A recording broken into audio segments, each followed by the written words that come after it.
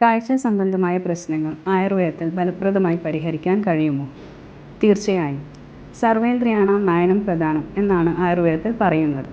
കണ്ണിൻ്റെ ആരോഗ്യം നിലനിർത്തുവാൻ ഔഷധങ്ങളും ഐ ഡ്രോപ്സും കൂടാതെ നേത്രക്രിയാകൽപ്പം എന്നൊരു പ്രത്യേക ചികിത്സാരീതി തന്നെ ആയുർവേദത്തിൽ പറയുന്നുണ്ട്.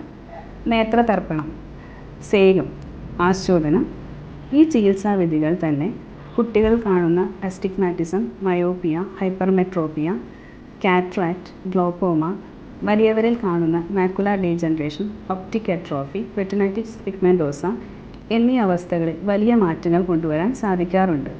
ജീവിതശൈലീ രോഗങ്ങൾ കൊണ്ടുവരുന്ന diabetic retinopathy, hypertensive retinopathy, CSR തുടങ്ങിയ അസുഖങ്ങളിൽ വളരെയധികം ഫലം കണ്ടുവരുന്നു.